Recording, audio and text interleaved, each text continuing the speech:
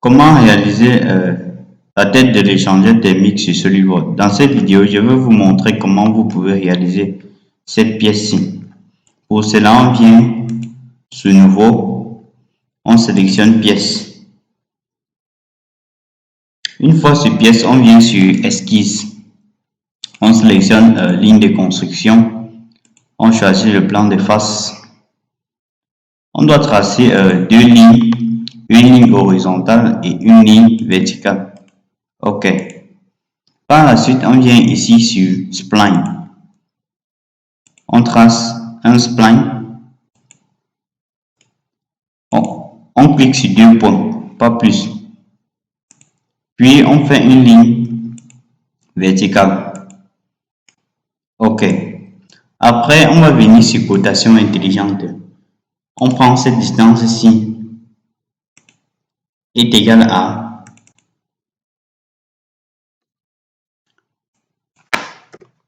144,41 mm. On valide. Puis on prend cette autre distance est égale à 1744,12 mm. On valide. Ici c'est plutôt 1044,41. Puis cette autre distance, on le prend égal à 2081,13 mm. On valide. Une fois cela fait, après on va venir cliquer ici sur Spline. On sélectionne ce point-ci. On vient cliquer ici horizontal. On le fait devenir horizontal. On clique sur OK. Ensuite, on va venir ici sur décaler les entités. On prend comme paramètre de décalage 44,89 mm. On valide. Non, on ne valide pas encore. On sélectionne les surfaces à faire décaler. OK. On valide maintenant. Par la suite, on va essayer de fermer l'esquisse. Pour cela, on va venir ici sur ligne. Sélectionner ligne. Sélectionner celle de fermer. Puis, venir ici. Tracer une ligne horizontale, une ligne verticale et une ligne horizontale. OK. Puis, on va venir ici sur ajustement des entités. On efface cet élément-ci. OK. Ensuite, on va faire la cotation de cet élément-ci. On vient sur cotation intelligente. On prend cette longueur est égale à 132. OK. Puis, on prend cette dimension-ci est égale à 113 mm. On clique sur OK. Une fois cela fait, on va venir faire la rotation de tous ces éléments. Pour cela, on vient ici sur Fonction. On clique sur Bougeage avec révolution. On choisit cet axe-ci comme axe de révolution. On clique sur OK. Vous voyez comment notre esquisse est apparue. Par la suite, on va essayer de réaliser des trous pour créer de là où le fluide va entrer. Pour cela, on va venir cliquer sur plan de face, venir ici sur géométrie de référence, sélectionner plan. Ça traîne un peu. Ce plan aura pour but de tracer l'esquisse qui sera nécessaire pour réaliser des trous. OK, en voilà cet élément qui a apparu. Ici, on dit première référence. C'est plan de face. OK. Une fois apparu, on va prendre ici comme distance 2757. On clique sur OK. C'est la distance de décalage. Vous pouvez voir comment le plan s'est créé là. Une fois cela fait, on sélectionne le plan, on clique sur Esquisse. On vient ici sur ligne. On trace un cercle, plutôt sur cercle. Puis on va faire la rotation de ce cercle. On prend le rayon du cercle. Le diamètre du cercle est égal à 609,6. On clique sur OK. Par la suite, on va essayer de faire la rotation du centre du cercle. Pour cela, on clique sur rotation. On sélectionne ce point-ci, puis cette surface-ci. On prend cette dimension égale à 908,5 mm. On valide. Une fois cela fait, on va essayer de réaliser un bossage extrudé.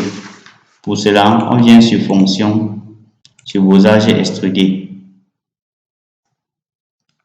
On inverse la direction, on sélectionne jusqu'à la prochaine surface. OK. On valide.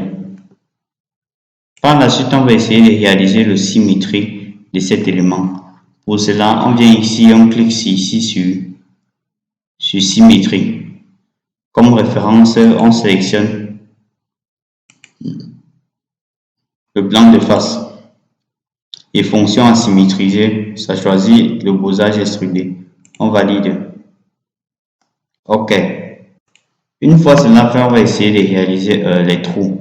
Puisque ici, c'est uniquement le trou. Pour cela, on sélectionne cette façon, on clique sur esquisse. On vient ici sur cercle. On trace un cercle concentrique. OK. On se rassure que ça a le même centre que l'autre. OK. Puis, on va prendre le diamètre de ce cercle. On vient sur cotation. On prend le diamètre de ce cercle est égal à 574,8 mm. On valide. Par la suite, on va venir ici sur on enregistre.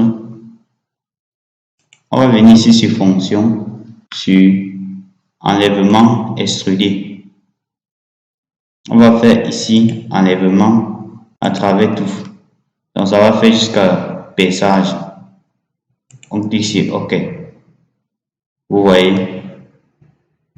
voyez comment notre surface s'est réalisée. Une fois cela fait, il ne nous reste plus qu'à faire des trous sur cette surface-ci.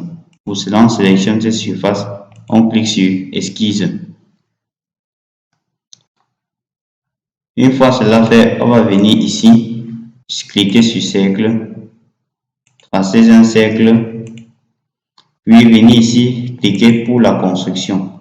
Prendre le rayon de ce cercle est égal à 2196,0235. 2196, OK. On enregistre pour ne pas perdre les données. Par la suite, on va venir ici, cliquer sur cercle, tracer un cercle, venir sur cotation, prendre le diamètre de ce cercle est égal à 44 mm. On valide. Puis, on va venir ici pour faire la répétition de cette entité-ci. On vient ici sur répétition circulaire. On choisit comme paramètre ce cercle-ci et comme nombre d'éléments, on prend ici 30. Et sur la fonction à répéter, on sélectionne ce cercle-ci. On clique sur OK. Par la suite, on va réaliser le perçage de cet élément. Pour cela, on vient sur fonction, sur enlèvement extrudé. Ici, on va sélectionner jusqu'à la prochaine surface. Vous pouvez voir, ça va se limiter uniquement à la prochaine surface. On valide.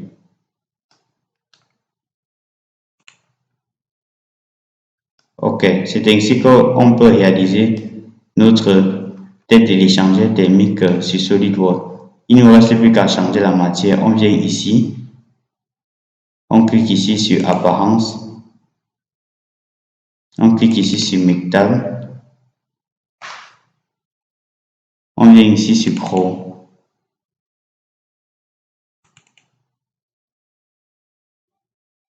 Oui, sur Chrome, plutôt sur Bronze, pardon. On prend ici le bronze bronzé.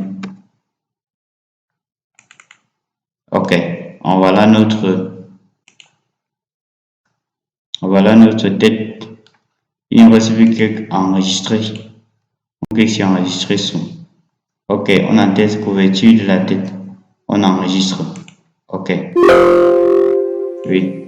Si cette vidéo vous a plu, n'hésitez pas à liker, à poser vos questions en commentaire et à vous abonner.